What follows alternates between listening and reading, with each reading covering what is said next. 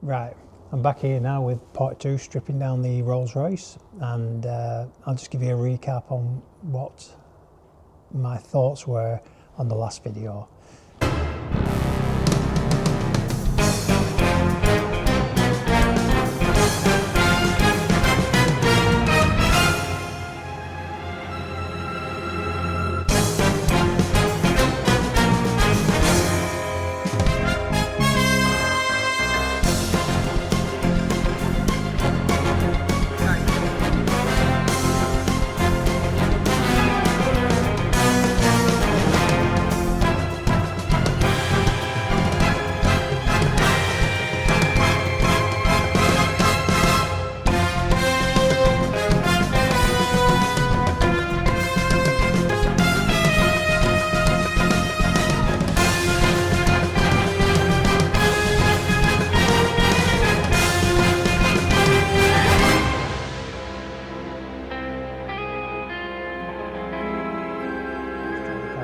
Bring you in and let you have a look. First of all, I mentioned this, and this was where I thought there was either a mirror or a light, and if I'd used my brain a little bit, I'd have understood straight away or realised straight away that it's not for a light, it is for a mirror. If it was for a light, there would have been another hole somewhere around here for the wire to go in. So it's definitely for a mirror. Now I was hoping there'd be one on the other side. I've stripped the other side of the bonnet.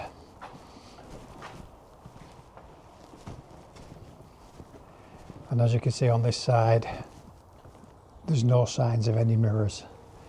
And they could have had one here, but obviously there's no sign there either.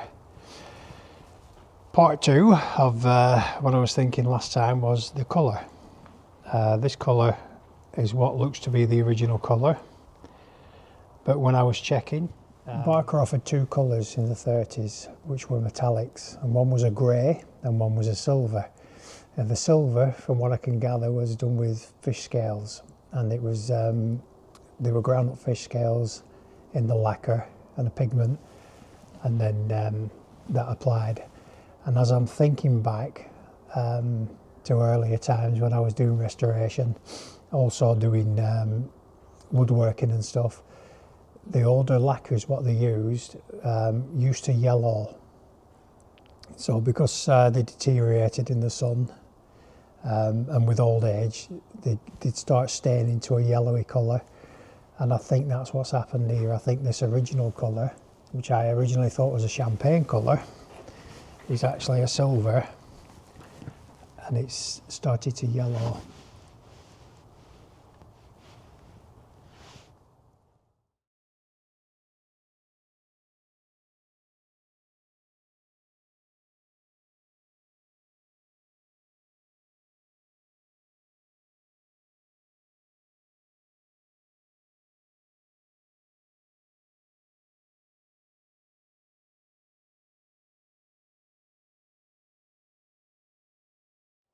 I will look into this a little bit further regarding the yellowing and double check that I've got that right, and then before I decide on what colours I'm going to do. I've already got an indication of what colour I want this car, and it's not a 30s colour, it's more of a 60s colour, which I think could suit this car very well, but that's for a later time. So I'm back to stripping. I've already stripped the bonnet, as I said. The front panel's been stripped, so and most of the roof. I got most of the roof off, paint off. Now I'm going to do the guard and the rest of this side, and it's as before, quick time lapses and stuff. Watch what you want, enjoy.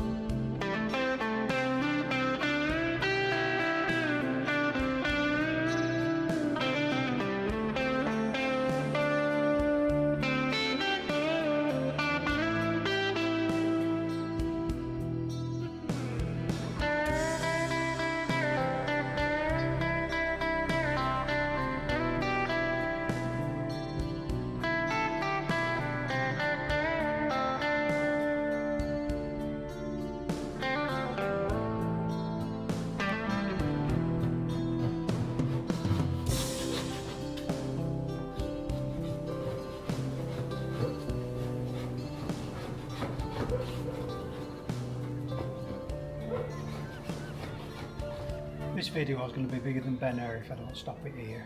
I'll come back when I've got a bit more paint off. See you in a bit.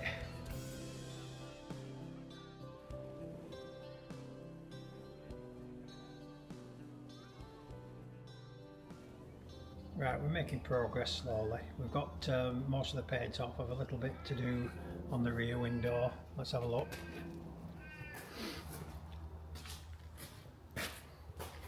It's just being really stubborn. I'll turn it around, be easier.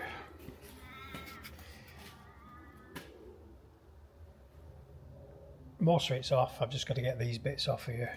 It's been really, really bad. It's stuck like you know what to a blanket.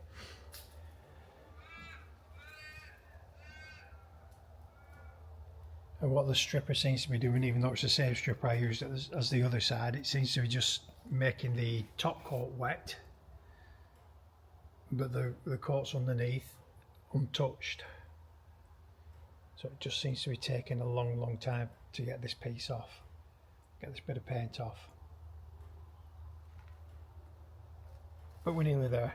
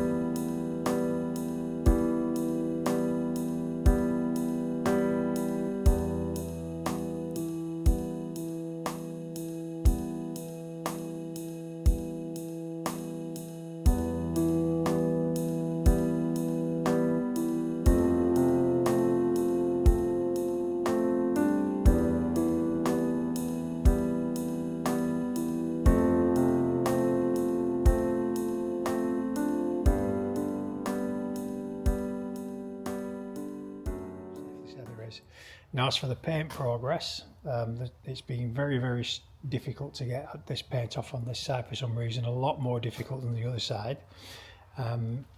It's stubborn, it won't come off. So what I'm going to do is I've given this a little bit more paint stripper around this edge and around here, and then if that doesn't come off after this time, which is probably going to be about the 6th attempt, I will rinse it off and neutralise it, and then I'll do it mechanically. The rear of the panel here, we've got quite a bit off, but this is being stubborn as well. I don't know whether it's something to do with the colder weather or whatever it is, I don't know, but it's just been a pain, and I'm sure I could do it quicker if I stripped it mechanically rather than using chemical. But anyway, that's where I'm up to at the moment. I'll bring you back in later. Well, it looks like plan B. It looks like I'm going to have to get the paint stripper neutralised, and then I'll mechanically finish off removing the paint, what's left.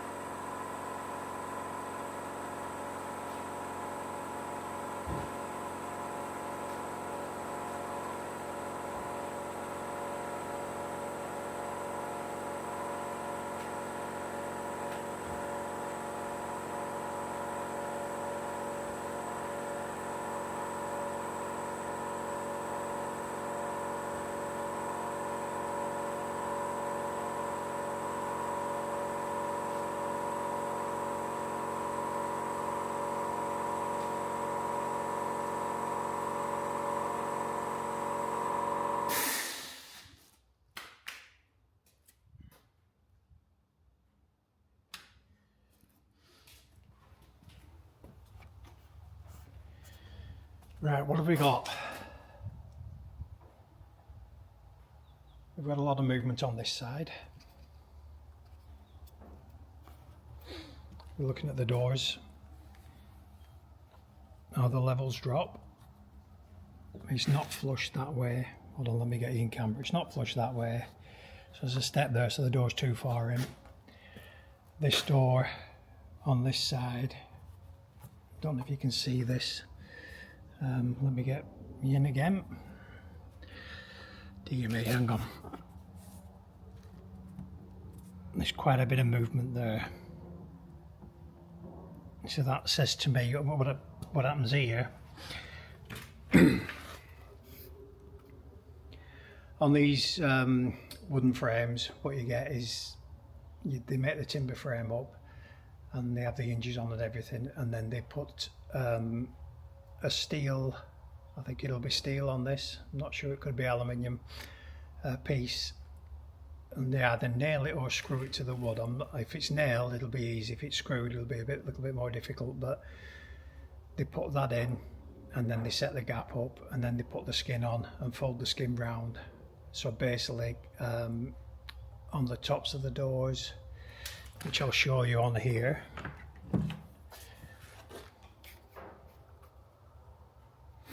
you can see the skin is folded over and then it's tacked in across there, usually little tiny nails, and then on this part you can see that that's the wood frame, and then this is folded over a piece which is tacked to this frame on this side. Yeah, so I've got to see now if that's nailed on like it would be up here, or if it's screwed in before the skin's put on. When we come to the back door, see we've got this gap here as well, this step here as well, which is not right. This is worn away with the door opening because there's that much movement. So this is worn away.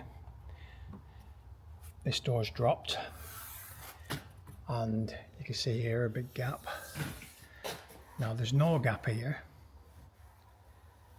and this is where the issues start, because what they've done here is this has been hammered to create a gap, because this door's closed up, and the reason it's closed up is, I can show you here first, the reason it's closed up is because there's so much movement there.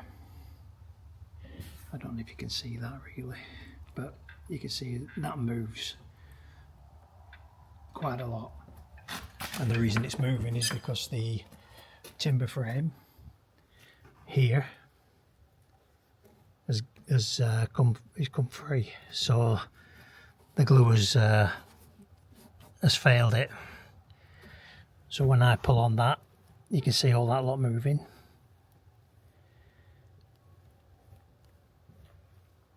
So there's a hell of a lot of movement there, even against this. If you look against this piece, when I pull,